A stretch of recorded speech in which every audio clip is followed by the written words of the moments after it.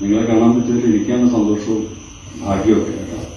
നമ്മളെല്ലാ ദിവസവും ഈ മാതൃഭൂമിയുടെ അപ്പം ചൂടുന്ന ആള് ഇടയ്ക്ക് വല്ലപ്പോഴും വന്നിട്ട് നിങ്ങൾക്കുള്ള പുതിയ ആളുകളെ കാണാൻ പറ്റുന്നത് വലിയ ഭാഗ്യമാണ്.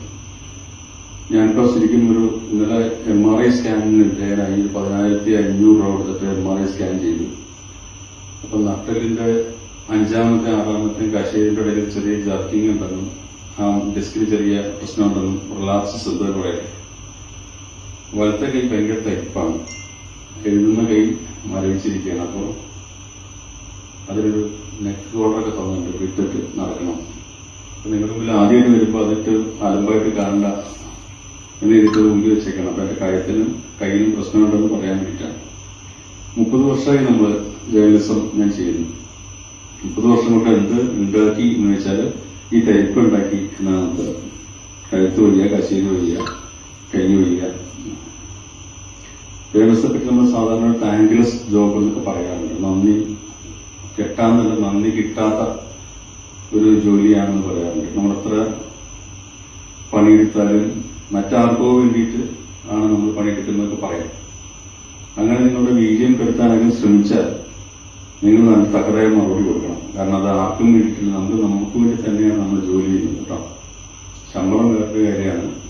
മറ്റ് ബാങ്കിലെ ജോലിയോ മറ്റേതെങ്കിലും ഇതര ജോലികളുമായിട്ട് തട്ടിച്ചു നോക്കുമ്പോൾ ജേർണലിസത്തിന്റെ ഒരു ജോലി നമ്മൾ നമ്മുടെ ശമ്പളത്തിന് വേണ്ടി മാത്രം ചെയ്ത ജോലിയല്ല. നമ്മൾ നമ്മുടെ ഭാഷയ്ക്ക്, നമ്മുടെ സംസ്കാരത്തിന്, നമ്മുടെ സമൂഹത്തിനൊക്കെ വേണ്ടിയിട്ട് അതിനകത്ത് ഇൻവോൾവ് നമ്മൾ ആത്മാർത്ഥതയായിട്ട് ചെയ്യുകയാണെങ്കിൽ. അല്ലാതെ ചെയ്യുന്ന കുറെ പേരുണ്ട്. നിങ്ങളത് ഭാവിയിലൊക്കെ അവരിലൂടെയൊക്കെ കടന്നു പോകും. നല്ല മനുഷ്യരുള്ളതുപോലെ തന്നെ ഉദാസീനരുണ്ട്. പിന്നെ എങ്ങനെയും തട്ടിക്കൂട്ടുന്ന ആളുകളൊക്കെ എല്ലാ ജോലികളും ഉള്ളതുപോലെ ജേർണലിസ്റ്റിലും ഉണ്ടാവും. അത് നമുക്ക് ഒഴിവാക്കാൻ പറ്റും. പക്ഷെ ആത്മാർത്ഥമായിട്ടും സമൂഹത്തിന് വേണ്ടിയിട്ടും സംസ്കാരത്തിന് വേണ്ടിയിട്ടുമൊക്കെ അത്ഭുതപ്പെടുന്ന രീതിയിൽ ജോലി ചെയ്യുന്ന ആളുകൾ നിങ്ങൾ കണ്ടുമുട്ടും. അപ്പൊ നിങ്ങളുടെ അഭിരുചി എപ്പോഴും അങ്ങനെയുള്ളവരുടായിരിക്കും. നമ്മൾ ആരോടാണ് പറ്റിച്ചേരുന്ന അവരിൽ നിന്നുള്ള എനർജി നമുക്ക് കിട്ടും. രാവണന്റെ ബാലിയുടെയാണെന്ന് പുരാണത്തിലെ ബാലി എന്നൊരു കഥാപാത്രത്തിന് അങ്ങനെ ഒരു വരമുണ്ട്. ശത്രു ആരെതിരിട്ടാലും ആ ശത്രുവിന്റെ ശക്തി കൂടി ബാലിയും കിട്ടും. അതുകൊണ്ടാണ് ഈ ബാലി ബലമുള്ളത് ബാലി എന്ന് പറയുന്നത്. അതുപോലെ മാതൃഭൂമി വലിയ വൃക്ഷം, വടവൃക്ഷം തന്നെയാണ്. ഇവിടെ അതിഗംഭീരന്മാരും ഗംഭീരതകളായിട്ടുള്ള ഒരുപാട് വലിയ ജേർണലിസ്റ്റുകൾ ഉണ്ടായിരുന്നു, എന്റെ ഭാവിയിലുണ്ടാവും. അപ്പൊ നിങ്ങൾ ആ ഒരു ഗ്രൂപ്പിനോടാണ് എപ്പോഴും ചേർന്ന് നിൽക്കുന്നത് കേട്ടോ. ഈ ദോഷം കണ്ടുപിടിച്ച് ഉദാസീനരായിട്ട് ഒക്കെ പറയുന്ന ആളുകളെ കണ്ടേക്കാം. അപ്പൊ അവരോടൊപ്പം ചേർന്നിട്ട് നിങ്ങളുടെ വലിയൊരു ഭാവി ജീവിതം കളയുന്നതിന് പകരം നിങ്ങൾ എനർജി ഇങ്ങോട്ട് കിട്ടാൻ സാധ്യതയുള്ള എല്ലാവരുമായിട്ട് ചേർന്ന് നിൽക്കുക.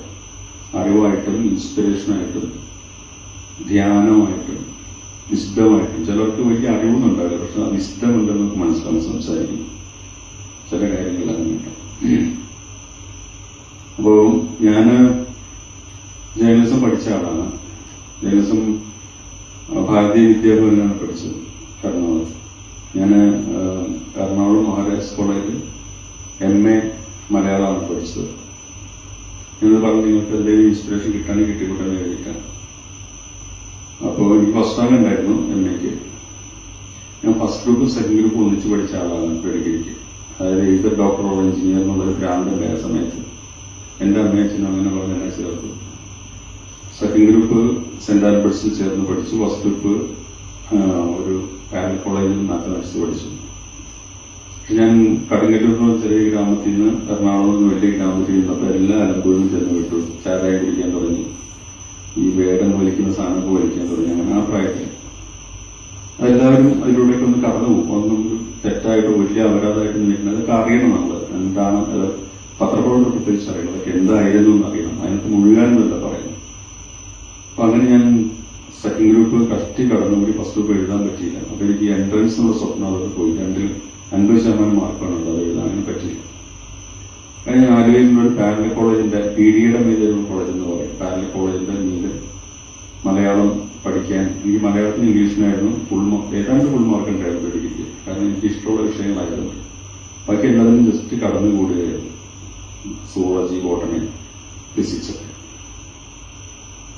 അപ്പൊ അങ്ങനെയാണ് മഹാരാഷ്ട്രയിൽ പിന്നെ 8ാമത്തെ റാങ്കോട് പാരലൽ കോളേജിൽ നിന്ന് പാസ്സായി. മഹാരാഷ്ട്രയിൽ 1ാമത്തെ റാങ്ക് പാസ്സായി. അപ്പോ ജേർണലിസം പഠിക്കാം എന്ന് എഴുതിയിട്ട് ഞാൻ ഭാരതീയ വിദ്യാഭവൻ ജേർണലിസം ചേർന്നു. വൈകുന്നേരമാണ് ക്ലാസ്. പകല് എന്തെങ്കിലും ജോലി ചെയ്യാമെന്ന് എഴുതിയിട്ട് ഞാൻ KG ശങ്കരപ്പിള്ള സാർ നടത്തുന്ന സമകാലീന കവിത എന്നൊരു പ്രസിദ്ധീകരണമുണ്ട്. ആ സാർ എനിക്കാണ് ജോലി സബ് എഡിറ്ററായിട്ട്. ഇരുമ്പലത്ത് ഞാൻ സബ് എഡിറ്ററായിരുന്നു. ആദ്യം ശമ്പളം കിട്ടിയത് 850 രൂപയാണ്.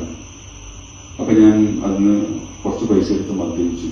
2-3 പേർക്ക് അന്ന് അത്രയും പൈസക്ക് കഴിക്കാനുള്ള ബോധം കിട്ടില്ല, ആരോഗ്യമൊന്നുമില്ല. അപ്പോ തൃപ്പൂണിത്തുറ പൂർണ്ണത്രയീശ്വരന്റെ അമ്പലത്തിന്റെ അടുത്തെത്തി കഴിഞ്ഞപ്പോ അവിടെ ഈ തെയ്യം പോലെ ആകൃതിയിലുള്ള ബലൂൺ വിൽപ്പനക്കാരനെ കണ്ടിട്ടുണ്ടോ? കുറെ ബലൂൺ ഇങ്ങനെ കുത്തിവെച്ചിട്ട് ഉത്സവ പറമ്പുകളുണ്ടാവും. അയാളിങ്ങനെ ഒരു ബലൂൺ ഇങ്ങനെ ഊതി ഉയർത്ത ബലൂൺ ഇങ്ങനെ ചുരുങ്ങുമ്പോ അതിൽ നിന്ന് പോകാനൊരു ശബ്ദം വരും. അങ്ങനെ ഒരു ബലൂൺ വിൽക്കുന്നുണ്ട്. അപ്പൊ അവിടെ അങ്ങനെ ഒരു ബലൂൺ മേടിച്ചു. എന്റെ കുട്ടിക്കാലത്ത് എന്റെ പ്രിയപ്പെട്ട ഒരു കളിപ്പാട്ടായിരുന്നു അത്. വിദ്യാഭവനിലെ ക്ലാസിന്റെ മുമ്പിൽ ഇടനാഴിക്കട നടക്കുമ്പോൾ അറിയാണ്ട് ഞാൻ, വൈകുന്നേരം ക്ലാസ്സാണ്, 6 മണിക്കാണ് ക്ലാസ്, അങ്ങനെ പോകുമ്പോൾ അറിയാണ്ട് ഊതി വീർപ്പിച്ചു.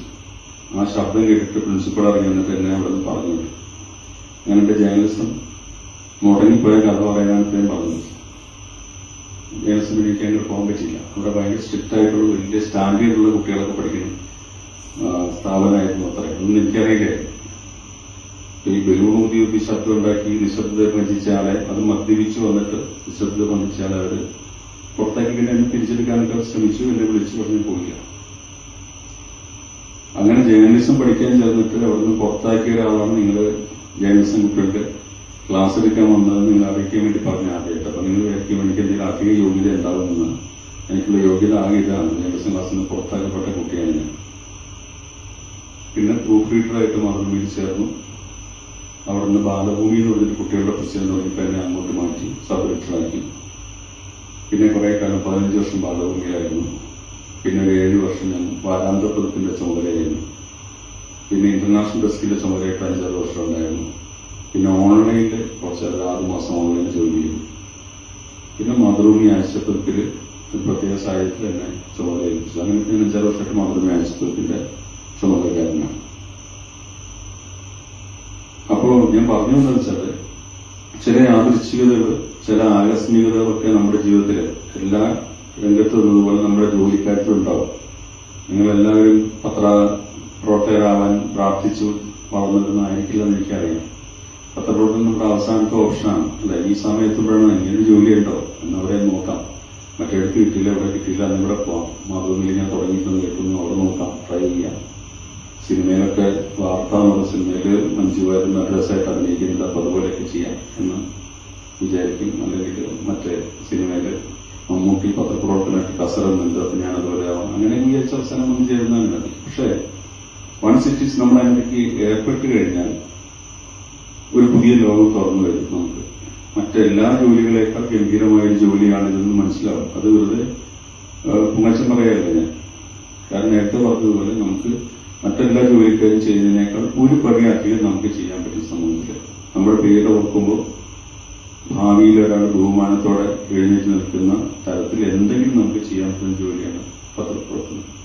പ്രത്യേകിച്ച് മാതൃഭൂമി പോലുള്ള പാരമ്പര്യമുള്ള, പരക്കെ അറിയപ്പെടുന്ന, സ്വാതന്ത്ര്യ സമരത്തിന് വേണ്ടി തുടങ്ങി വെച്ചാന്നൊക്കെ പറഞ്ഞ് വലിയൊരു ലെഗസിയുള്ള ഒരു പത്രസ്ഥാപനത്തിൽ അതിന്റെ ലെഗസിയെ മുന്നോട്ട് കൊണ്ടുപോകാൻ നമ്മളിങ്ങനെ ഉദാസീനരായിട്ടും നിരുന്മേഷികളായിട്ടൊക്കെ പറയുമ്പോൾ അതൊക്കെ പണ്ട് ഇപ്പൊ അങ്ങനെയൊന്നുമില്ല എന്നൊക്കെ പറയുന്ന ആളുകൾ കണ്ടേക്കാം. പക്ഷെ അത് പറയുന്നതിന് പകരം അവരെക്കാൾ ഒരു പടി കൂടി ഗംഭീരന്മാരായ പത്രപ്രവർത്തകരെ മാതൃഭൂമി ഉണ്ടാക്കിയെടുക്കേണ്ടുന്ന ഒരു ഉത്തരവാദിത്വം നമുക്കുണ്ടെന്നുള്ള തോന്നലോടെ വേണം എന്ന് വിചാരിക്കും.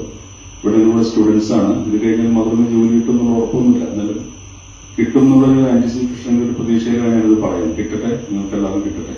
മാതൃഭൂമിയിൽ ഒരുപാട് സാധ്യതയുണ്ട്. മാതൃഭൂമിയിൽ തന്നെ ചേർന്ന് ഒരുപാട് നല്ല പത്രങ്ങൾ വേറെയുണ്ട്. എവിടെ വേണമെങ്കിൽ നിങ്ങൾക്ക് പോവാം. ഞാൻ പറഞ്ഞു, ഇവിടെ ഈ സമയത്ത് ഇവിടെ ഇരിക്കാൻ പറ്റിയ ധന്യതയെ പറ്റിയാണ് ഞാൻ പറഞ്ഞത്. അതൊരു നല്ല തുടക്കമാണ്. എനിക്ക് കടന്നു വരാനുള്ള ഒരു പഠിപ്പുര നല്ലതാണ് എന്ന് പറഞ്ഞതാണ്. അപ്പോ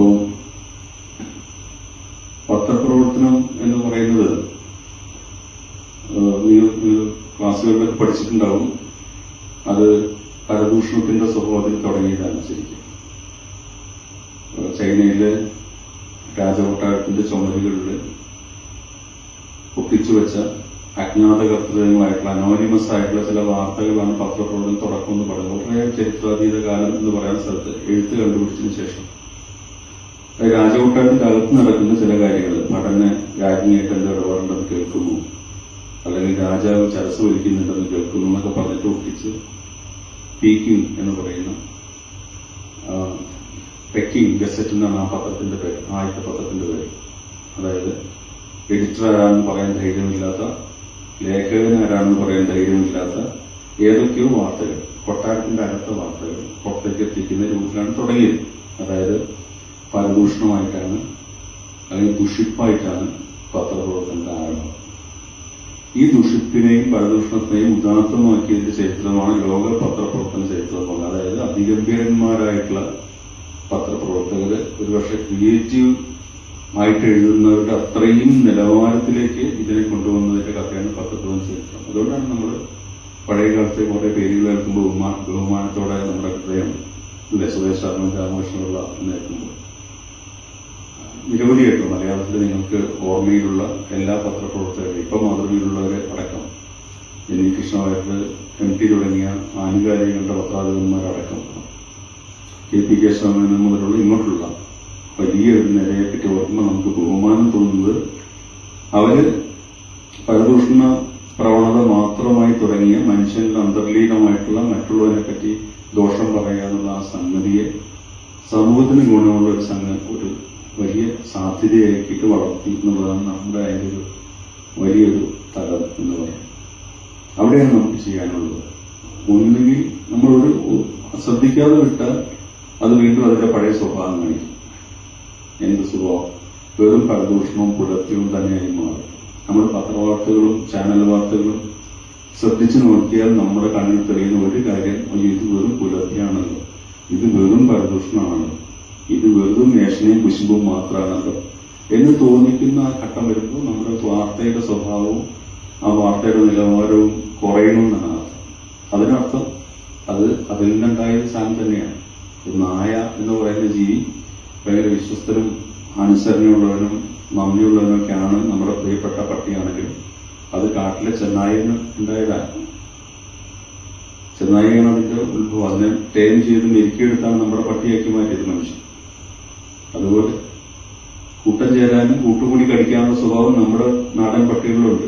പട്ടികളുടെ വാർത്തകളാണ് നമ്മളതിനെ കാണുന്നത് അല്ലെ. കുട്ടികളെ വീട്ടിൽ നിന്ന് എടുത്തുകൊണ്ട് പോയി കടിച്ചു കയറിക്കൊന്നു പറയുമ്പോൾ ആ ചെന്നായ്ക്കളുടെ ആ പാക്ക് എന്ന് പറയുന്ന കൂട്ടം ചേർന്ന് ആക്രമിക്കാനുള്ള ആ പഴയ വാസന ആ പട്ടികളിൽ ഉണ്ടാവും. ഒറ്റയ്ക്കൊറ്റയ്ക്ക് വളർന്ന പട്ടികൾ ഒന്നിച്ചു ചേരുമ്പോൾ പഴയ ചെന്നായ ബോധത്തിലേക്ക് അത് മാറുന്നു എന്ന് പറയുന്ന പോലെ നമ്മൾ ട്രെയിൻ ചെയ്ത് ഗംഭീര വാർത്താ വിതരണ ശൃംഖലകളിലേക്ക് വളർന്ന ഒന്ന് ചിലപ്പോൾ കൂട്ടം ചേർന്ന് ചെന്നായ്ക്കളെ പോലെ ആക്രമിക്കുകയും കുഞ്ഞുങ്ങളെ കടിച്ചെടുത്ത് കീറിപ്പടക്കുകയും പെണ്ണുങ്ങളെ കടിക്കുകയൊക്കെ ചെയ്യുന്ന നമ്മൾ കാണും. അപ്പോഴൊക്കെ ഈ പാക്ക് എന്ന് പറയുന്ന ആ ചെന്നായിക്കൂട്ടത്തിന്റെ സ്വഭാവത്തിലേക്ക് പത്രലോകം തന്നെ ഒന്നിച്ച് മാറിപ്പോകുന്നതാണ്. ഉദാഹരണത്തിന് ചില ഫ്ലാഷ് ന്യൂസുകൾ വരും, നിങ്ങളറിയാം, മത്സരിക്കുന്നു. ചാനലിന്റെ കാര്യമാണ് പറയുന്നത്. പത്രവും ഒട്ടും വ്യത്യസ്തമല്ല. എന്തിന് ചില പ്രത്യേക വാർത്തകൾക്ക് നാളെ മാതൃഭൂമിയും മനോരമയും ദേശാഭിമാനിയും ഇടുന്ന ഹെഡിങ് എന്താണെന്ന് പോലും നമുക്ക് ഊഹിക്കാൻ പറ്റുന്ന രീതിയിൽ സംഗതികൾ ഏതാണ്ട് ഒരേപോലെ ആയിട്ടുണ്ട് അല്ലേ. MGS നാരായണൻ മരിച്ചു. നാളെ മാതൃഭൂമിയിലും മനോരമയുടെ ഒന്നാമത്തെ എന്തായിരിക്കും ഹെഡിങ്? എന്തായിരിക്കും? നിങ്ങൾ പത്രം വായിച്ച് നിങ്ങൾക്കറിയാം എന്തായിരിക്കും? ചിത്രകാരനായതുകൊണ്ട് അദ്ദേഹം മരിക്കുമ്പോൾ ചരിത്രം എന്ന ഹെഡിങ് വരുള്ളൂ. നമുക്ക് അത് ഉറപ്പിക്കാം. അതിന്റെ അപ്പുറത്തേക്കൊന്നും ആലോചിക്കാനൊന്നും ആർക്കും സമയമില്ല. അല്ലെങ്കിൽ അതല്ലേ വേണ്ടത്, അല്ലെങ്കിൽ ഞങ്ങൾ മാത്രമേ അത് ഇടുള്ളൂ എന്നുള്ള അങ്ങനെ ഒരേപോലെ ഒരു ചെന്നായക്കൂട്ടത്തിൽ നിന്നതുപോലെ ഒരേ സ്വഭാവം കാണിക്കുന്ന ഇന്നത്തേക്ക് നമ്മൾ പലപ്പോഴും മാറും. അവിടെ ഒറ്റയ്ക്ക് നിൽക്കാനുള്ള ഒരു തെറ്റാണ് യഥാർത്ഥ പത്രപ്രവർത്തകനെ വ്യത്യസ്തനാക്കുന്നത്. ഞാൻ ഇതുപോലെയല്ല, അല്ലെങ്കിൽ ഞാൻ ചിന്തിക്കുന്ന അതുപോലെയല്ല എന്ന് പറയാനും പ്രവർത്തിക്കാനുള്ള ഒരു ഊറ്റം ആർജവം നിങ്ങൾക്ക് വേണം. ആൾക്കൂട്ടത്തിന്റെ gregariousness is the last shelter of mankind എന്ന് പറയും. അതായത് ആൾക്കൂട്ടമാണ് മനുഷ്യന്റെ അവസാനത്തെ അഭയം എന്നാണ് അതിന്റെ അർത്ഥം. കൂട്ടം കൂടി നിൽക്കുമ്പോൾ നമുക്ക് കുറച്ച് സേഫാണ്. ഒറ്റയ്ക്ക് നിൽക്കുമ്പോൾ അവിടെ ഇരുന്ന് എന്നെ നോക്കുന്ന പോലെ ഇവിടെ ഇരുന്ന് അങ്ങോട്ട് നോക്കാം. ഇവിടെ ഇരുന്ന് അങ്ങോട്ട് നോക്കാൻ കുറച്ചുകൂടി ധൈര്യം ബലമൊക്കെ വേണം. അവിടെ ഇരുന്ന് ഇങ്ങനെ ഫേസ്ബുക്കിലെ ആൾക്കൂട്ടം കണ്ടിട്ടില്ലേ? അപ്പൊ അത് മറ്റൊരു സൈബർ ഔട്ട്പുട്ടായി മാറി. കൂക്കി വിളിക്കാനും തെറി പറയാനും ഒക്കെ എളുപ്പമാണ്. കാരണം നമ്മളെ ആരും കാണുന്നില്ല. നമ്മുടെ മൊബൈലിൽ ഇത് കുത്തിവിട്ടാൽ അത് എല്ലായിടത്തേക്കും ചെല്ലും. എന്നാൽ അവിടെ നിന്നിട്ട് ഇങ്ങോട്ട് പറയാനായിട്ട് കുറച്ച് ബുദ്ധിമുട്ടാണ്. ഒറ്റയ്ക്ക് എല്ലാവരും എന്നെ നോക്കുമ്പോൾ എന്റെ ശബ്ദം കേൾക്കൂ എന്ന് പറഞ്ഞിട്ട് നമുക്കങ്ങനെ സംസാരിക്കുമ്പോൾ ബുദ്ധിമുട്ട് വരും. അങ്ങനെ പക്ഷെ ആ ബുദ്ധിമുട്ടിലേക്ക് നിങ്ങൾ എത്തിച്ചേരണം. അതിനെ അതിജീവിച്ചുകൊണ്ട് നിങ്ങളുടെ ശബ്ദം നേതൃ ശബ്ദമായിട്ട് നിങ്ങളുടെ ശബ്ദം സമൂഹത്തിന് ഗുണം ചെയ്തിട്ട് ഒരു പ്രസംഗകന് മാത്രമല്ല, പ്രസംഗപ്പെടുത്തോ തെരുവിൽ നിന്ന് പ്രസംഗിക്കുന്നതിനോ നിങ്ങൾക്കത് പറ്റും. ഒരു പത്രത്തിലൂടെ നിങ്ങൾ ഏർപ്പെടുന്ന ജോലിയിലൂടെ പറ്റും. മറ്റെല്ലാ ജോലികളും പറ്റാതെ അവസാനം വന്നെത്തിയ ഇടമാണ് ദൈവം ഇതെന്ന് നിങ്ങൾ വിചാരിക്കാതിരിക്കണം. ഒരു ഡോക്ടറിനോ ഒരു എഞ്ചിനീയറിനോ ഒരു വക്കീലിനോ ഒരു പ്രൊഫസറിനോ ഒന്നും സാധിക്കാത്ത അധിക ബലമുള്ള ഒരു ജോലിയാണ് ഞാൻ തെരഞ്ഞെടുത്തത് എന്ന ഒരു അഭിമാനബോധം ആദ്യം തന്നെ വേണം. അല്ലെങ്കിൽ നിങ്ങൾ പരാജയപ്പെട്ടു. ഉള്ളെപ്പോഴും എന്റെ അച്ഛൻ എന്നെ ഡോക്ടറാക്കാനായിരുന്നു ആഗ്രഹം, പാവം. എന്റെ അമ്മയ്ക്ക് എന്നെ അഡ്വക്കേറ്റ് ആക്കാനായിരുന്നു, പാവം. അങ്ങനെ വിചാരിച്ചിട്ട് എന്നിട്ട് അവസരം ഞാൻ ആയതോ ഈ മാതൃഭൂമിയുടെ പത്രപ്രവർത്തകർ എന്ന് വിചാരിക്കരുത്. കാരണം അവരെല്ലാവരും ചീഞ്ഞടിഞ്ഞു പോകുന്ന ജോലികൾ മാത്രമാണ്. യഥാർത്ഥത്തിൽ ഗംഭീരമായ പത്രപ്രവർത്തകർ നിങ്ങൾക്ക് ആവാൻ സാധിച്ചാൽ നിങ്ങളെ അവർ ബഹുമാനിക്കും. സമൂഹത്തിൽ ഡോക്ടർമാരും എഞ്ചിനീയർമാരും പ്രൊഫസർമാരും നിങ്ങളെ കാണുമ്പോൾ ബഹുമാനം കാണിക്കുമ്പോൾ അത് ഞാൻ വായിച്ചിട്ട് എഴുതേണ്ട സാധനമായിരുന്നു എന്ന് പറയുന്ന ഒരാൾക്കൂട്ടത്തിലെ അംഗങ്ങൾ മാത്രമായിട്ട് നിങ്ങൾ കുട്ടിക്കാലത്ത് ബഹുമാനത്തോടെ കണ്ട ഒരുപാട് ജോലിക്കാർ മാറുന്ന നിങ്ങൾ കാണും. ഇതെന്റെ സാക്ഷിയാണ്. ഞാൻ മനസ്സിലാക്കിയ കാര്യമാണ്. പ്ലസ് ടു സെക്യൂരിറ്റി കൊടുത്തിട്ട് ഡോക്ടറോ എഞ്ചിനീയറോ ആണോ എന്ന് വിചാരിച്ച് പഠിച്ചൊരു കുട്ടിയാണ് നിങ്ങളോട് പറയുന്നത്.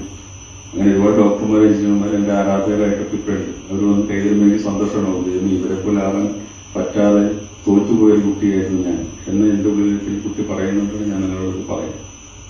അപ്പൊ ഈ ജോലി അതിന്റെ യഥാർത്ഥ ഉത്തരവാദിത്വം നിർവഹിക്കണമെങ്കിൽ നിങ്ങൾക്ക് ഏത് ജോലിയും ചെയ്യുന്നത് പോലെ ചില ഉപകരണങ്ങൾ നിങ്ങളുടെ കൈവശം വേണം. ടൂൾ കളയ്ക്കാൻ പോകുമ്പോൾ തൂമ്പ കൊണ്ടുപോകുന്ന പോലെ പത്രപ്രവർത്തനം നിങ്ങളുടെ തൂമ്പ നിങ്ങളുടെ കയ്യിലുണ്ടാകും. അത് അറിവാണ്, ധാരണയാണ്, മറ്റ് ലോക കാര്യങ്ങളെക്കുറിച്ചുള്ള അറിവാണ്. അത് ഒറ്റ ദിവസം കൊണ്ട് ഉണ്ടാക്കിയെടുക്കുന്നതല്ല. പലപ്പോഴും പലതും പറയുമ്പോൾ നിങ്ങൾ വിചാരിക്കും എനിക്കിത് അറിഞ്ഞൂടല്ലോ, എനിക്കിത് മനസ്സിലായില്ല, ഞാൻ ഇത്രയും കാലമായിട്ട് 10-22 വയസ്സായിട്ട് ഞാൻ അത് അറിഞ്ഞതേ ഇല്ലെന്ന് സങ്കടപ്പെടണ്ട. കാരണം അറിവിന്റെ ലോകം എപ്പോഴും അങ്ങോട്ടാണ്, ഇങ്ങോട്ട് ബാക്കിലേക്കല്ല. ഭൂതകാലത്തെപ്പറ്റി നിരാശപ്പെടുന്ന പണിയല്ല അറിവ്, ജ്ഞാനം എന്ന് പറയുന്നത്. സോക്രട്ടീസിന്റെ ഒരു കഥ നിങ്ങൾ കേട്ടിട്ടുണ്ടാവും. കേട്ടിട്ടില്ലെങ്കിൽ ഒന്നിൽ പറയാം. സോക്രട്ടീസ് അറിയാലോ, അയാളെ വിഷം കൊടുത്ത് ഹാംലെറ്റ് എന്ന് പറഞ്ഞ വിഷം കൊടുത്ത് കൊല്ലാനായിട്ട് തടവറയിലിട്ടു. അപ്പൊ അദ്ദേഹത്തിന് പിറ്റേന്ന് രാവിലെ 5 മണിക്കാണ് വിഷം കൊടുക്കുക. അത് തീരുമാനിക്കപ്പെട്ടു കഴിഞ്ഞു. ഇപ്പൊ രാത്രി 11 മണിയായപ്പോൾ സോക്രട്ടീസ് ഭടന്മാരോട് വിളിച്ചിട്ട് പറഞ്ഞു, തടവറയിൽ കത്തിരിക്കണം, ദൂരെ എവിടെ നല്ലൊരു പാട്ട് കേൾക്കുന്നുണ്ട്. അപ്പൊ ഭടന്മാർ ചെയ്യുമ്പോഴൊക്കെ ശ്രദ്ധിച്ചാൽ കേൾക്കും, വളരെ ദൂരെ നിന്ന് ഭംഗിയുള്ളൊരു പാട്ട് കേൾക്കുന്നുണ്ട്. ഞാൻ ഇതുവരെ കേൾക്കാത്തൊരു പാട്ടാണത്, ആരാ പാടുന്നത് അന്വേഷിച്ചു വരാമോ? ഒരു പടം പോയി. ഇയാൾ വലിയ ഫേമസ് ആണ്, അതുകൊണ്ട് ബഹുമാനമുണ്ട് പടന്മാർക്ക്. തടവിലെ പുള്ളിയാണെങ്കിലും സോക്രട്ടീസ് ആണെന്ന് അവർക്കറിയാം. അപ്പോൾ ചേട്ടാ അത് അവിടെ തെരുവുകാരനൊരു കുഷ്ഠരോഗിയായ തെരുവുകാരനൊരു പാട്ട് പാടുന്നതാണ്. അയാൾ ദൈവീത് നിങ്ങൾ വിളിച്ചിട്ട് വരാമോ? ഇവർക്ക് അത്ഭുതമോ? ഒരു എന്തെങ്കിലും ആവട്ടെ, അവസാനത്തെ ആഗ്രഹം വിളിച്ചുകൊണ്ട് വരും. ഇയാൾ ചമറം പടി നിന്നിട്ട് ഈ പാട്ടുകാരനോട് പറയാം, കുഷ്ഠരോഗിയാണ്, കയ്യൊക്കെ മുറിഞ്ഞു പോയിട്ടുള്ള ബുദ്ധിയായ വ്യക്തികളെക്കുള്ള കാണാം, ഈ പാട്ട് എന്നെ പഠിപ്പിക്കാമോ എന്ന് പറയും. അപ്പൊ അയാൾ അത്ഭുതപ്പെട്ടു. അയാൾക്ക് സോക്രട്ടീസ് ആണെന്ന് അറിയില്ല. അയാളെ പാടി ഓരോ വരിയായിട്ട് പാടി പഠിപ്പിക്കുക. എത്രയോ പൈസ കൊടുത്താൽ പഠിപ്പിക്കാം എന്ന് അയാൾ പറയും. സോക്രട്ടീസ് ഈ പകലൊക്കെ അധ്വാനിക്കുന്ന ചെറിയ കൂലിയൊക്കെ അയാൾ കൊടുത്തിട്ട് ഗുരുവും ശിഷ്യനായി മാറും. ഇയാൾ ഈ 8, 10, 12 വരി പാടി പഠിപ്പിക്കും. സോക്രട്ടീസ് വൃത്തിയായിട്ടത് പഠിക്കും. സോക്രട്ടീസ് സ്വയം അഭ്യാസം ചെയ്ത് പഠിക്കും. നന്ദിയൊക്കെ പറഞ്ഞ് കാലൊക്കെ തൊട്ട് വരച്ച് ഈ ഗുരുവിനെ വിടും, പിച്ചക്കാരനെ വിടും. ഇയാൾ രാത്രി മുഴുവൻ ഗംഭീര പാട്ടാ സോക്രട്ടീസ്. ഈ പുതിയ പാട്ട് പിറ്റേന്ന് 5 മണിക്ക് വിഷം കഴിക്കണയാൾക്ക് ഇയാൾക്ക് അറിയാമോ 4-5 മണി വരെ എനിക്ക് ജീവിതമുള്ളത്. ഭടന്മാർ അത്ഭുതപ്പെട്ടുപോയി. ഇതിനെന്ത് ഭ്രാന്ത് ഇങ്ങനെ ഈ സമയത്ത്. ഇയാളോട് ചോദിച്ചു, ഗുരു എന്താണ് നിങ്ങൾ ഈ കാണിച്ചത്? ഈ സമയത്ത് രാത്രി ഇരുന്ന് പാട്ട് പ്രാക്ടീസ് ചെയ്യുന്നത് പെർഫെക്ഷന് വേണ്ടി നോക്കുന്നു. സോക്രട്ടീസ് പറഞ്ഞു, അത് ആ പാട്ട് പഠിക്കുന്നതിന് മുമ്പുള്ള സോക്രട്ടീസ് അല്ല ഇപ്പൊ അതിന് മുമ്പുള്ള സോക്രട്ടീസ്. ഞാനൊരു പാട്ട് കൂടി അധികം പഠിച്ച സോക്രട്ടീസാണ്. ഞാൻ നാളെ 5 മണിക്ക് മരിക്കുമ്പോൾ ഈ പാട്ട് കൂടി പാടിയിരുന്ന അറിഞ്ഞിരുന്ന സെക്രട്ടറീസായിട്ടാണ് ഞാൻ മരിച്ചു പോകുന്നത്. കഥ ഞാൻ പറയാനുള്ള കാരണം നമ്മൾ പലപ്പോഴും നമ്മുടെ എന്റെയൊക്കെ കുട്ടിക്കാലത്തിന്റെയും ജീവിതത്തിന്റെയും ചില കുണ്ഠിതങ്ങൾ ഞാൻ നിങ്ങളോട് ഷെയർ ചെയ്യുന്നതാണ് കേട്ടോ. 22 വയസ്സായിട്ട് നമ്മൾ ചിലപ്പോ നമ്മുടെ അടുത്തിരിക്കുന്നവർ ഗബ്രിയൽ ഗാർസിയ മാർക്കസിനെ വായിച്ച് പറയുമ്പോൾ നമ്മൾ ചമ്മിപ്പൊമിച്ച് ഞാനൊന്നും വായിച്ചിട്ടേ ഇല്ല. അല്ലെങ്കിൽ ഏതെങ്കിലും ഗംഭീരനായ ചരിത്രകാരന്റെ കുറോസോവയുടെ ദ ഡൂംഡ് എന്ന് പറഞ്ഞ ഇത് ഞാൻ കഴിഞ്ഞ ദിവസം കണ്ടതിന് പ്രമുഖമായിരിക്കും നമ്മളൊന്നും കണ്ടിട്ടില്ല, എന്ന് കാണാൻ പറ്റും എന്നൊക്കെ നമ്മൾ സങ്കടപ്പെടും. നിങ്ങൾ അഭിനയിക്കാതിരിക്കണം. നിഷ്കളങ്കമായിട്ട് ഞാനത് കണ്ടിട്ടില്ല എന്ന് പറയാൻ നിങ്ങൾക്ക് പറ്റണം. അറിഞ്ഞുകൂടാത്ത കാര്യം അറിഞ്ഞുകൂടാന്ന് പറയാനുള്ള ധൈര്യവും ആത്മാർത്ഥത നിങ്ങൾ കയ്യിൽ കൊണ്ടുവരണം. എനിക്കറിയില്ല എന്ന് പറയാനുള്ള ഒരു ചമ്മൽ നിങ്ങൾ കാണിക്കരുത്. ജീവിതത്തിൽ ഒരു കാലത്ത് 90 വയസ്സിലും എനിക്കറിയില്ല എന്ന് പറയാൻ അറിഞ്ഞുകൂടെങ്കിൽ അറിയില്ല എന്ന് പറയാനുള്ള സത്യസന്ധത കാണിക്കണം. അത് അറിയാൻ ശ്രമിക്കണം. ആ പറയുന്ന ആളോട് എന്നാ ചോദിച്ച് മനസ്സിലാക്കാൻ ശ്രമിക്കണം. അതെനിക്ക് പറഞ്ഞു തരും എന്ന് പറഞ്ഞാൽ ഒരു നാണക്കേടും വേണ്ട അതിനകത്ത്. അപ്പോൾ പത്രപ്രവർത്തകന് വേണ്ട പ്രധാനപ്പെട്ട ഒരു ക്വാളിറ്റി എന്ന് പറഞ്ഞാൽ അറിയാനുള്ള ആഗ്രഹമാണ്. എന്തെങ്കിലും ഇൻഫർമേഷൻ, എന്തെങ്കിലും മുറിഞ്ഞായിട്ടുള്ള അറിവ് പോലും നമ്മൾ മനസ്സിലാക്കിയിരിക്കണം. കാരണം അത് നാളെയുടെ ആളാണ് നമ്മൾ, ഇന്നലത്തെ ആളല്ല. ഇന്നലെകളുടെ ചരിത്രകാരനല്ല പത്രപ്രവർത്തകൻ. ചരിത്രം വായിച്ച് മനസ്സിലാക്കി ചരിത്രം പകർത്തുന്ന ആളല്ല പത്രപ്രവർത്തകൻ. ഇന്നിന്റെ ആളാണ്. വാർത്താ റിപ്പോർട്ടിംഗ് ഇതാണ്. എന്തായാലും അപ്പൊ അതിന്റെ ടൂൾ എന്ന് പറയുന്നത് അറിവ് ആണ്. എങ്കിലും ആ അറിവ്, ആ ടൂൾ നിർമ്മിച്ചിരിക്കുന്ന വസ്തു എന്ന് പറയുന്നത് അക്ഷരമാണ്. നിങ്ങൾ മലയാളം പത്രപ്രവർത്തനത്തിലാണ് ഏർപ്പെടുന്നെങ്കിൽ നിങ്ങൾ മലയാള അക്ഷരം കൃത്യമായിട്ട് പഠിച്ചിരിക്കണം. ഇത് നിങ്ങളോട് ഇനിയുള്ള ക്ലാസ്സുകളിലൊന്നും ആരും പറഞ്ഞിട്ടില്ല. കാരണം മലയാളത്തെ ബഹുമാനിക്കുക എന്ന് പറഞ്ഞാൽ അത്ര വലിയ കാര്യമൊന്നുമല്ല എന്ന് പറയുന്നൊരു അന്തരീക്ഷം കേരളത്തിൽ ഉണ്ടാക്കിയെടുക്കാൻ കുറെ പേര് ശ്രമിച്ച് വിജയിച്ചിട്ടുണ്ട്.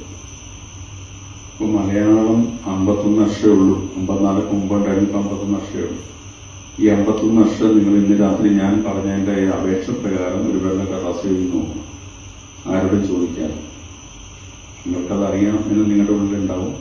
എന്റെ മനസ്സിലുണ്ട് നിങ്ങൾക്കത് അറിയാം. പക്ഷെ അത് എഴുതി തുറന്ന് മനസ്സിലാവും നിങ്ങൾക്ക് അറിയില്ല എന്നുള്ളത്. എന്റെ ക്രമം തെറ്റാതെ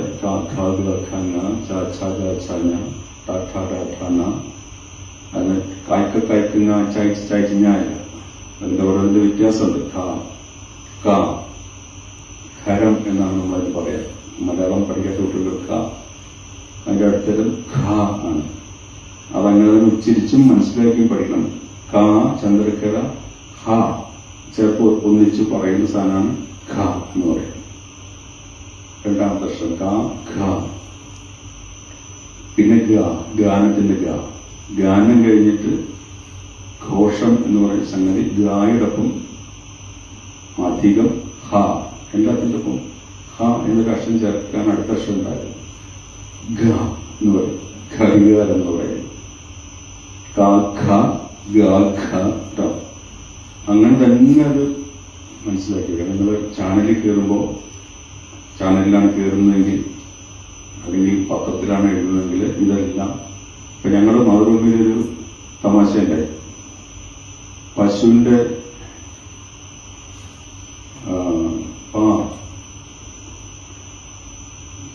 അതിന്റെ പായാണെന്ന് ചോദിച്ച ഒരാള്. അപ്പൊ ഗായിയുടെ പാ എന്നാണ് മറുപടി. ഗായി പശുവാണല്ലോ. ഗായിയുടെ പാ എന്നാണ് അവിടെ നിന്ന് മറുപടി കിട്ടിയത്. കാരണം ഇതെല്ലാം തന്നെ കുഴഞ്ഞിട്ട് ഏതാ പറയുന്ന ഏത് ഭാഷയിലും കിട്ടിയില്ല. അപ്പോ 51 അക്ഷരം ഇന്ന് രാത്രി നിങ്ങൾ എഴുതി നോക്കണം. മൊബൈലിൽ എഴുതിയാൽ മതി. കടലാസിൽ ബുദ്ധിമുട്ട് വേണ്ട. ഗൂഗിൾ സെർച്ച് ചെയ്യരുത്. എന്നിട്ട് ഏതെങ്കിലും ആധികാരിക നമ്മുടെ ഭാഷയാട്ടോ, നമ്മുടെ അമ്മയുടെ ഭാഷയാണ്, നമ്മുടെ മലയാളമാണ് ഈ പറയുന്നത്. നിങ്ങൾ എഴുതികൾ എന്തൊരു പൊട്ടത്തല പറഞ്ഞാൽ ഞങ്ങൾക്ക് ഇതൊക്കെ എത്ര ഈസി ആയിട്ട് അറിയാമെന്ന് വെച്ചാൽ നിങ്ങൾ എഴുതി നോക്കൂ. കേരള ഭാഷ എന്നുള്ള ക്രമം തെറ്റുന്നുണ്ടോ നോക്കുക. ഇപ്പൊ ചഷം എന്നൊരു വാക്ക് നമുക്ക് പണ്ടിട്ടായിരുന്നു അല്ലെ. ചഷകം ഇതൊക്കെ നമ്മൾ കുട്ടിക്കാലത്ത് നിങ്ങൾക്ക് ആ വാക്ക് പിടിച്ചിട്ടുണ്ടാവില്ല. ചഷം എന്ന് വെച്ചാൽ മത്സ്യം, മീനിനർത്ഥം. ചഷകം എന്ന് വെച്ചാൽ പാത്രം എന്നർത്ഥം. ആ ച എന്താണെന്ന് നിങ്ങൾ എഴുതി നോക്കണം. മിക്കവാറും ഉത്സവം എന്ന് എഴുതുന്നത് ഇൽസയാണ് കഥ എഴുതുക. ഞങ്ങൾ താഴിട്ടിട്ട് ഇപ്പുറത്ത് ധാ വരെയാക്കുന്നതാണ് ആശയം. അതൊന്നും ഉപയോഗിക്കാനല്ല. പക്ഷെ നിങ്ങൾ അറിയണം, നിങ്ങളുടെ മാതൃഭാഷയാണ്, മലയാളമാണ് നമ്മുടെ ഭാഷ. ആ ഭാഷയിൽ ഞാൻ ആ ഭാഷ വെച്ച് പണിയെടുക്കുന്ന പത്രപ്രവർത്തനാണ് ഞാൻ. എന്റെ ജോലി ഇതാണ്, എന്റെ പ്രൈമറി ടൂൾ ഇതാണ്. തൂമ്പ കളയ്ക്കാൻ പോകുന്ന ആൾക്ക് തൂമ്പ പോലെ എന്റെ ടൂൾ ഈ മലയാളാക്ഷരാണ്. അപ്പൊ അതെനിക്ക് അറിയാമോ എന്ന് നിങ്ങൾക്ക്. എനിക്ക് ഇംഗ്ലീഷൊക്കെ അറിയാം, ഇംഗ്ലീഷ് ഏത് പൊട്ടനും അറിയാം. ഇംഗ്ലണ്ടിലെ വേശിക്കും ഇംഗ്ലണ്ടിലെ ഭിക്ഷക്കാരനും ഒക്കെ ഇംഗ്ലീഷ് അറിയാം. അവർ നമ്മളെയൊക്കെ നല്ല ഇംഗ്ലീഷ് പറയാം. അതുകൊണ്ട് അവര് നല്ല ആളുകളാണെന്നോ അവർ ഗംഭീരന്മാരാണോ അത്ര. മലയാളിയായിട്ട് ജീവിച്ചിരിക്കുമ്പോൾ മലയാളം അറിയണം. കാരണം നിങ്ങൾ ബീഡ് പഠിച്ചതാണെങ്കിൽ താബുല റാസ എന്ന് പറഞ്ഞിട്ടൊരു സിദ്ധാന്തമാണ്. താബുല റാസ എന്ന് വെച്ചാൽ ജനിക്കുന്ന കുഞ്ഞിന്റെ തലച്ചോറ്, ഈ കൃഷ്ണ ഒരു ക്ലീൻ സ്ലേറ്റ് പോലെ ആയിരിക്കും. അതിലേക്ക് ആദ്യം വീഴുന്ന ഭാഷ എന്ന് പറഞ്ഞാൽ മാതൃഭാഷയായിരിക്കും എല്ലായിടത്തും. അത് റിസപ്റ്റ് ചെയ്യാനുള്ള അതിന്റെ റിസപ്ഷനുള്ള സാധ്യതയാണ് നമ്മുടെ തലച്ചോറിന് ഉണ്ടാവുക. അതായത് മാതൃഭാഷ പഠിക്കാനുള്ളത്. അതിൽ വൈഭവം പുലർത്തിയാൽ മാത്രമേ അന്യഭാഷകൾ കൂടി നമുക്ക് പഠിക്കാൻ പറ്റുള്ളൂ എന്നുള്ളതാണ്. അതുകൊണ്ടാണ് മലയാളി ഇത്രയും സങ്കീർണമായ ഭാഷയാണ് മലയാളിയുടെ എന്നുള്ളതുകൊണ്ടാണ് ഇപ്പോഴത്തെ മലയാളികൾ, പഴയ കാലത്തെ മലയാളികൾ പല രംഗങ്ങളിലും ഭയങ്കര വിജയിച്ചിരുന്നത്. കാരണം ഇത് കൃത്യമായിട്ട് ഈ 51 അക്ഷരം പഠിച്ച് അതിന്റെ സ്വരസ്ഥാനങ്ങൾ പഠിച്ച് അതിന്റെ നിങ്ങളുടെ സിലബസിലുള്ള കാര്യമല്ല പറഞ്ഞു. പഴയ കാലത്ത് വൃത്തങ്ങൾ പഠിച്ച് അലങ്കാരങ്ങൾ പഠിച്ച് ഒരു 10ാം ക്ലാസ് കഴിയുമ്പോഴേക്കും ഇവൻ ഈ ഭാഷയിലുള്ള ആ സാമാന്യമായ വൈഭവം പോലും മറ്റേത് ഭാഷകളിലെ ഏത് വിദ്വാനെയും കടത്തിവിട്ടാൻ പാടുള്ള ഒരു ആത്മീകമായ ശക്തി കൊടുക്കും തലച്ചോറ്. അത് നമ്മുടെ ഭാഷയുടെ വലിയൊരു സിദ്ധിയായിരുന്നു. നമ്മൾ ഇടയ്ക്ക് വെച്ച് നശിപ്പിച്ചു കളഞ്ഞിട്ടുണ്ട്.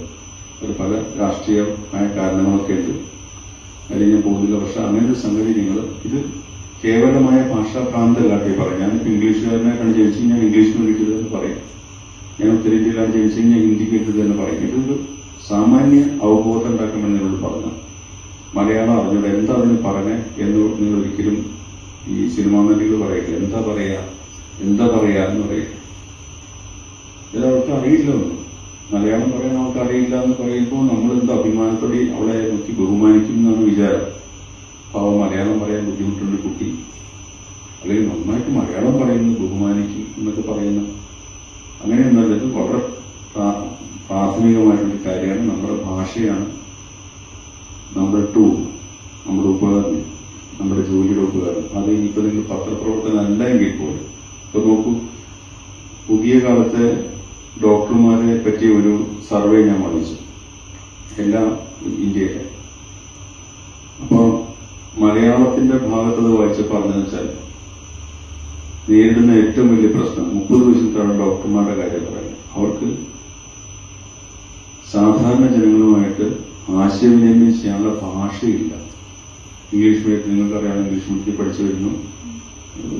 തോമസ് പാലായിൽ ഒരാളുണ്ട്, അയാളുടെ അടുത്ത് പോയി ട്യൂഷൻ പഠിക്കുന്നു, കിട്ടുന്നു. രാത്രി പാമ്പ് കടിച്ചിട്ടൊരു പാവമാണ് നമ്മുടെ വീട്ടിലേക്ക് ആശുപത്രിയിലേക്ക് വരിക. നമ്മളവിടെ ഇരിക്കുമ്പോൾ ഡോക്ടറായിട്ടിരിക്കുമ്പോൾ എന്താ കടിച്ചത്, എന്തോ വെള്ളിക്കെട്ടം കടിച്ചു എന്നാണ് ആ പാവം പറയാം, അല്ലെങ്കിൽ 8 അടി വീരൻ മൂട്ടൻ കടിച്ചു. അവരുടെ നാട്ടിൻ പുറത്തൊരു ഭാഷ, അവനറിയാവുന്നൊരു പാമ്പ് ഈ കുട്ട കടിച്ചു. ഇവന് കുട്ടാന്നും കേട്ടിട്ടില്ല, 8 അടി മുറുകനും കേട്ടിട്ടില്ല, വെള്ളിക്കെട്ടൊന്നും കേട്ടിട്ടില്ല, ആണലിനും കേട്ടില്ല, ഇവനൊന്നും കേട്ടിട്ടില്ല. ഇവൻ മുഴുവൻ സമയം എവിടെയായിരുന്നു? ഈ ടെക്സ്റ്റ് ബുക്കിലും മോൻ കുളിച്ചിട്ട് ഡോക്ടറാകാൻ ശ്രമിച്ചുകൊണ്ടിരിക്കുകയാണ്. എങ്ങനെയും ഡോക്ടറായി അമ്മയുടെ അച്ഛന്റെ അഭിമാനം ഉണ്ടാക്കണമെന്ന്. കമ്മ്യൂണിക്കേഷൻ ഇല്ല. അപ്പൊ ആ രോഗി അതുകൊണ്ട് മാത്രം മരിക്കും. കാരണം ആന്റിവെനം ഓരോന്നിനും ഇപ്പൊ കോമൺ വേനം ആന്റിവെനം ഇറങ്ങിയിട്ടുണ്ട്. ഒരു കാലം മുഴുവനും വൈപ്പർ കടിച്ചാൽ, അത് അണലി കടിച്ചാൽ അണലിക്കുള്ള ആന്റിവെനം തന്നെ കുത്തിവെക്കുന്നു. അപ്പോ കടി കൊണ്ട ആള് കൃത്യമായിട്ടത് പലതരം നമ്മൾ പാമ്പിനെ തല്ലിക്കൊന്നെങ്കിലും കൊണ്ടുപോകുന്നൊക്കെ പറയുന്നത് പഴയ ആള്. മൂർഖന്റെ വേനം, അതിന്റെ ആന്റിവെനം മൂർഖന്റെ ആന്റിവെനം തന്നെ വേണമായിരുന്നു. പക്ഷെ കമ്മ്യൂണിക്കേഷൻ സാധ്യമല്ല. അപ്പൊ പിന്നെ എന്തിനാ നമ്മൾ പഠിച്ചത്, ഡോക്ടറായതിനാ എന്നുള്ള ചോദ്യം.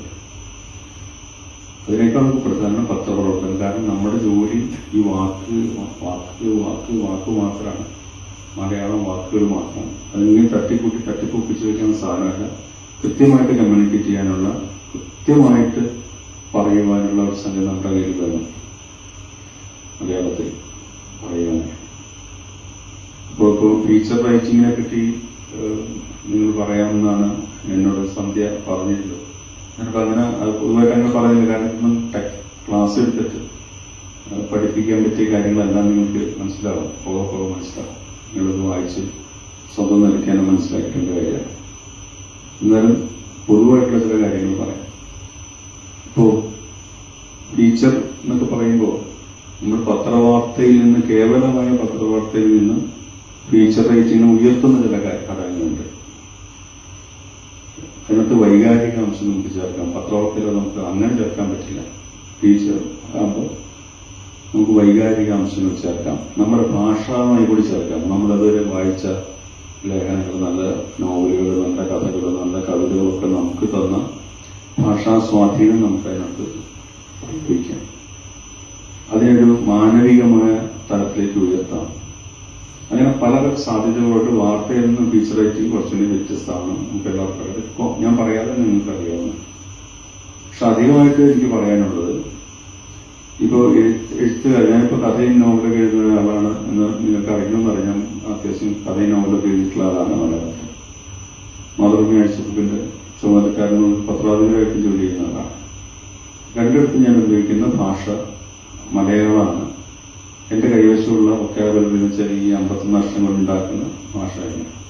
പക്ഷെ രണ്ടിടത്തും രണ്ട് സാധ്യതകളാണ് നിങ്ങൾക്കറിയാം അല്ലെ. ഒരിടത്ത് പ്രയോഗിക്കുന്നത് പോലെ മറ്റിടത്ത് പ്രയോഗിക്കാൻ പറ്റില്ല.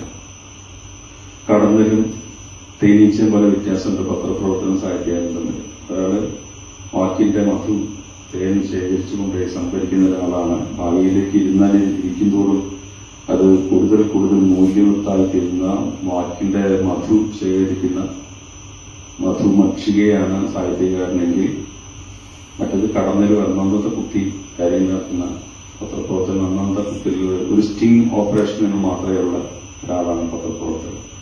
അത് സാമാന്യ ശക്തിയായിട്ട് കുത്തുക എന്നുള്ളതാണ് നമ്മുടെ ജോലി. കണ്ടാൽ ഒരുപോലെ ഇരിക്കും തേനീച്ചയും കടന്നലും, പക്ഷെ വ്യത്യാസമുണ്ട്.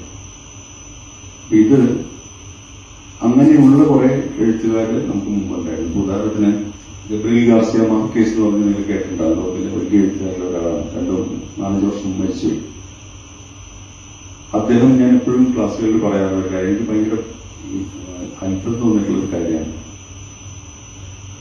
അദ്ദേഹം അരാക്കാറ്റക്ക എന്ന് പറഞ്ഞിട്ട് നമ്മുടെ ലാറ്റിൻ അമേരിക്കൻ രാജ്യങ്ങളിൽ നിന്ന് വരുന്ന എഴുത്തുകാരനാണ് കേട്ടോ.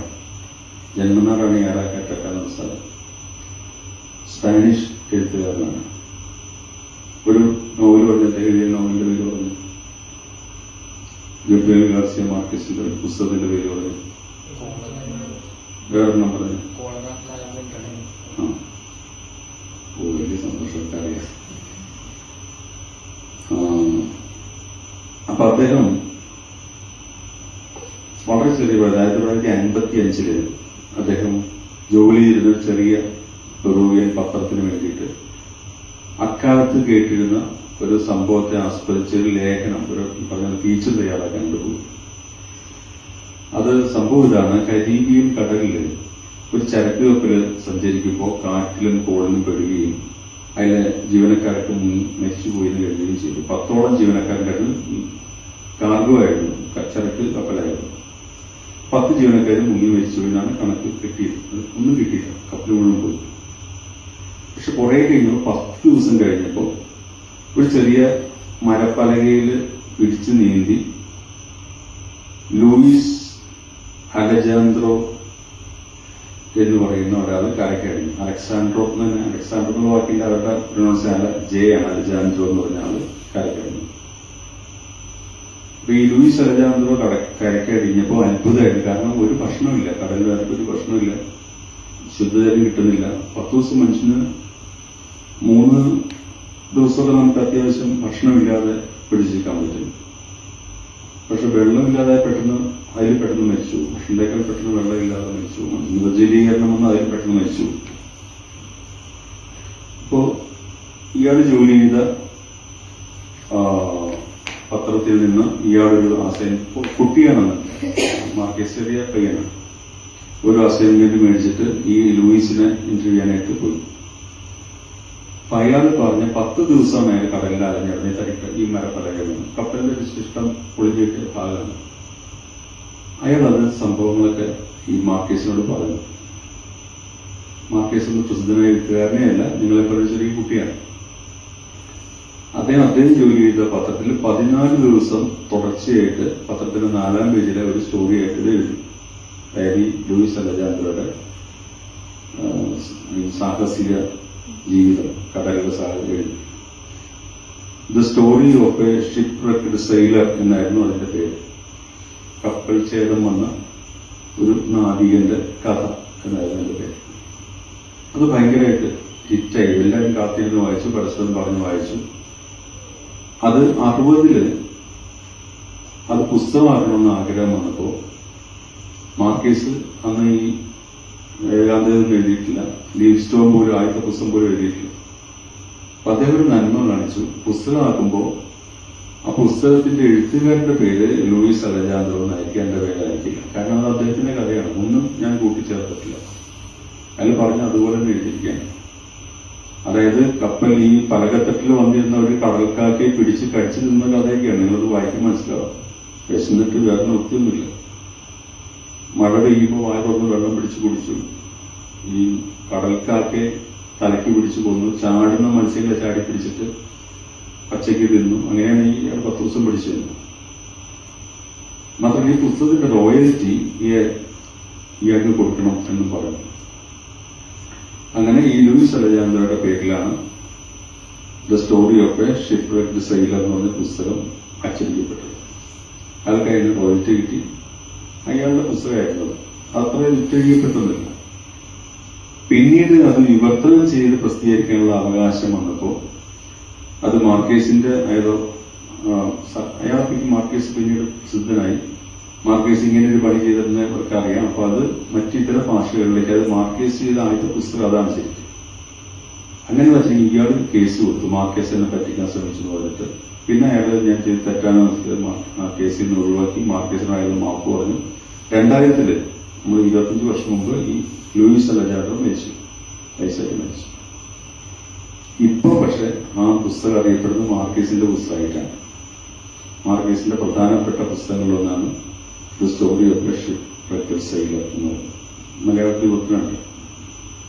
ഞാൻ പറഞ്ഞു വന്നത് ഇത് ഒരു ഫീച്ചർ റൈറ്റിംഗ് മാത്രമായിരുന്നു ആദ്യകാലം. അത് പുസ്തകമാക്കുമ്പോൾ പിന്നീട് മാർക്കേസിന്റെ പേര് ചേർത്തപ്പോഴും മാർക്കേസ് അതിനകത്ത് ഒന്നും അനുബന്ധമായിട്ട് കൂട്ടിച്ചേർത്തിട്ടോ അതിനെ വലുതാക്കിയോ അയാളുടെ സ്റ്റൈലിലേക്ക് മാറ്റൊന്നും ചെയ്തിട്ടില്ല. അയാൾ തന്നെ എഴുതാന്ന് ഗംഭീരമായ പുസ്തകമാണ് ഇപ്പോഴും അത്. അത്ഭുതകരമായിട്ടുള്ളൊരു വായന. നിങ്ങളത് എന്തെങ്കിലും വായിച്ചിട്ടുണ്ടോ? ആ പുസ്തകം വായിച്ചിട്ടുണ്ടോ? എന്തായാലും വായിക്കണം, പുസ്തകം കിട്ടും.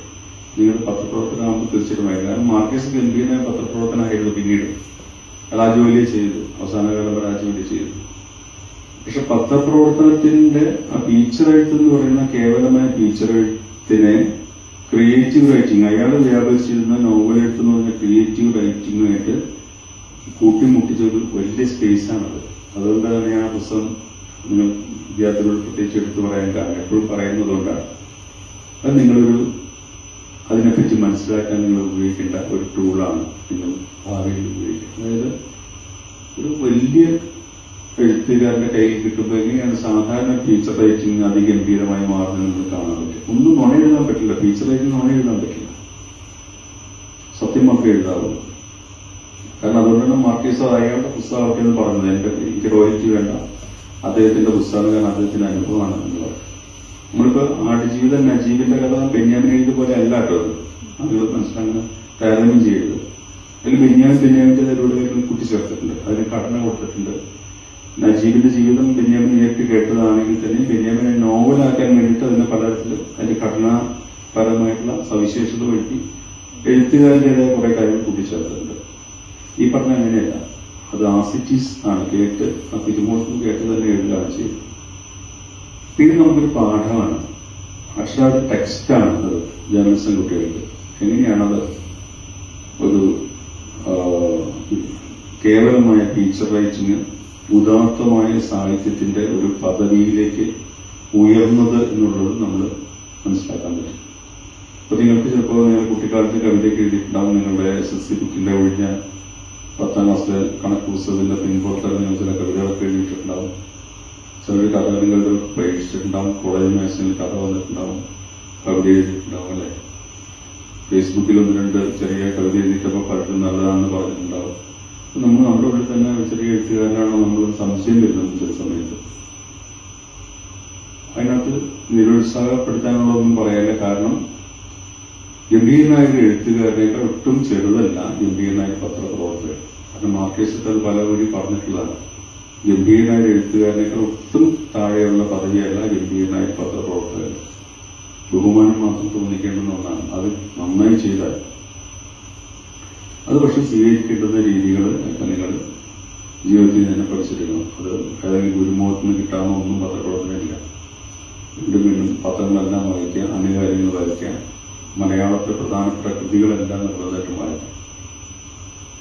മലയാളത്തിലെ വള്ളത്തോൾ എന്നൊക്കെ പറഞ്ഞു വരുന്ന പേരായിട്ട് എന്തെങ്കിലും ഒന്ന് വായിച്ചു നോക്കുക. എവിടെയെങ്കിലും പോകുമ്പോൾ വള്ളത്തോൾ ഒരു കവിത വായിക്കാൻ പറ്റുന്നുണ്ടോ എന്ന് നോക്കുക, അതിലൂടെ കടന്നു പോകാൻ നോക്കുക. ചുള്ളിക്കാട് അങ്ങനെയുള്ളത് മാത്രമല്ല, അതിന് മുമ്പുള്ള കുറേ പേരുണ്ട്. അവരൊക്കെ നമ്മുടെ ഭാഷയെ ഭയങ്കരമായിട്ട് വലുതാക്കിയ ആളുകളാണ്. അപ്പോൾ അത് ചെയ്യാൻ നോക്കുക.